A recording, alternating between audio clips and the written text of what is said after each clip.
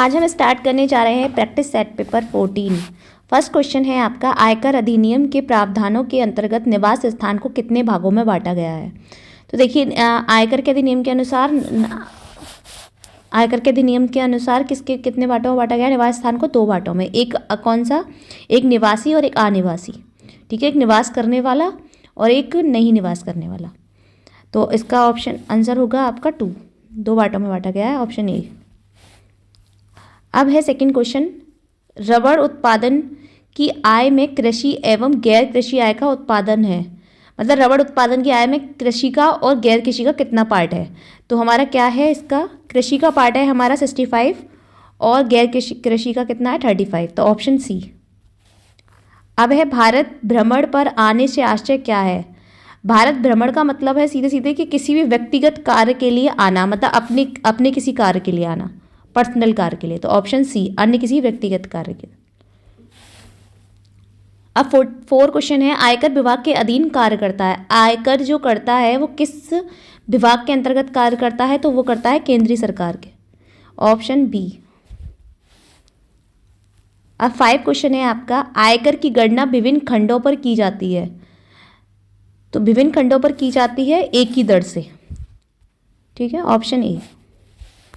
अब 6 क्वेश्चन है, प्रत्यक्ष करों का केंद्रीय बोर्ड भारत सरकार के अधीन आता है।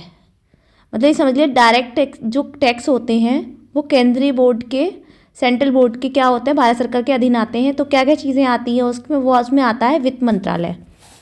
ठीक है, वित्त मंत्रालय अधिक आती है, मतलब फाइनेंस मिनिस्ट्री के। अब देखिए हमारे फाइनेंशियल मिनिस्टर कौन है, हमारे निर्मला सीतारमण है। ठीक है, और गृह मंत्रालय कौन है, हमारे गृह मंत्री कौन है, वो है हमारे अमित शाह। तो इसका ऑप्शन क्या था, ए। अब 7 क्वेश्चन है, आयकर लगाया जाता है। तो आयकर किस पे लगाया जाता है। आयकर उन व्यक्तियों पर लगाया जाता है जिनकी आयु किसी भी गत वर्ष में करमुक्त सीमा से अधिक हो। मतलब कर मुक्त जो हो गई है, मतलब कर जो टैक्स जो क्या हो गया है, वसूल हो गया, उससे अधिक हो।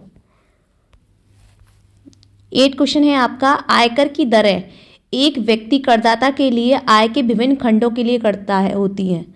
आयकर की दरें क्या होती हैं, एक व्यक्ति करदाता के लिए आय के विभिन्न खंडों के अंतर्गत होती हैं। तो जैसे आयकर की दरें होती हैं वो व्यक्ति की करदाता के लिए क्या होती हैं, बढ़ी हुई होती हैं या घटी हुई होती हैं। तो वो होती हैं हमारी बढ़ी हुई, ऑप्शन ए। अब भारत में सर्वप्रथम आयकर किसने लगाया था। तो कब आया था भारत में सर्वप्रथम, किसने लगाया था, सर न्यूटन ने।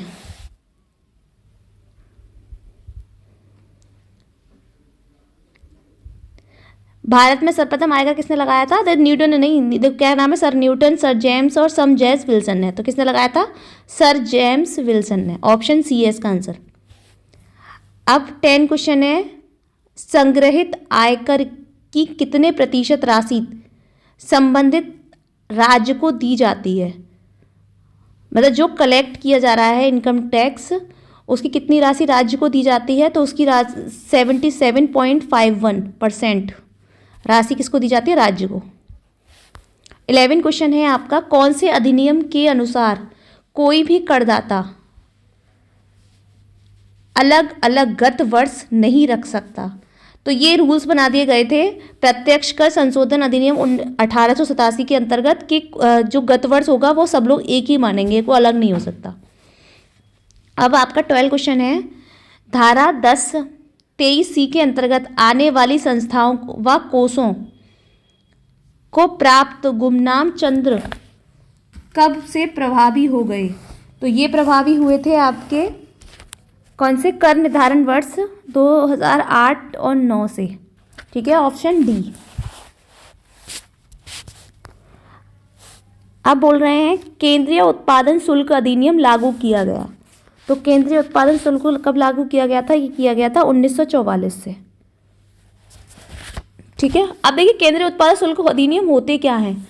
देखिए इसमें क्या किया जाता है, इसमें भारत में जो भी निर्मित या उत्पादित वस्तुएं होती हैं सब पे क्या किया जाता है, टैक्स लगता है। ठीक है, जो भारत में उत्पादित हो रही हैं, मतलब बन रही हैं, जो निर्मित हो रही हैं, ठीक है, जो बनाया जा रहा है, ठीक है, तो वो क्या कहलाती हैं, वो कहलाती हैं आपकी केंद्रीय उत्पाद शुल्क, जिसे हम क्या बोलते हैं, सैनवेट भी बोलते हैं। अब आपका क्वेश्चन, केंद्रीय उत्पाद शुल्क एवं नमक अधिनियम 1944 में से नमक कब हटाया गया?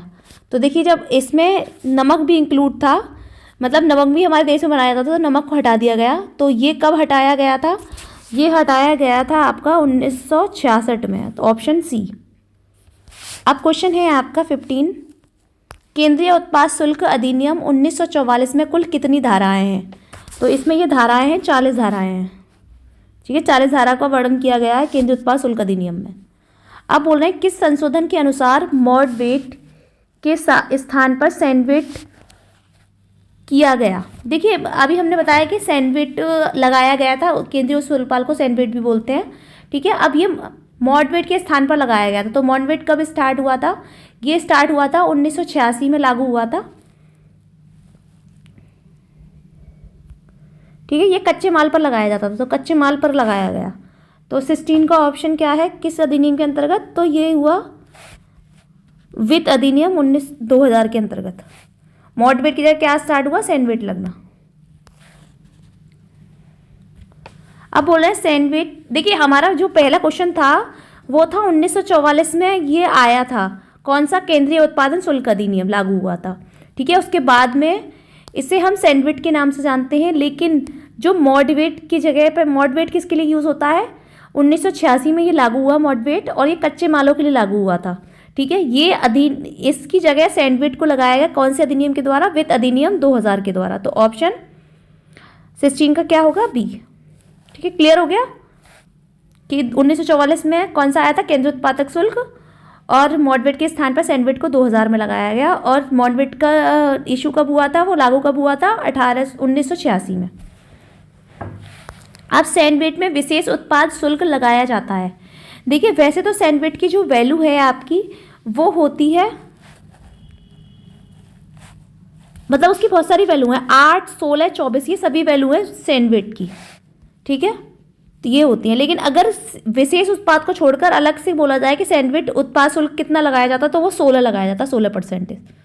ठीक है, वैसे क्या होगा विशेष उत्पाद में? सही है सभी। क्वेश्चन 18 है आपका, धारा 37 में केंद्रीय सरकार को नियम बनाने अधिकार दिया गया। कौन से अधिकार को नियम बनाने के लिए दिया गया? तो वो दिया गया था केंद्र सरकार 1944 के अनुसार।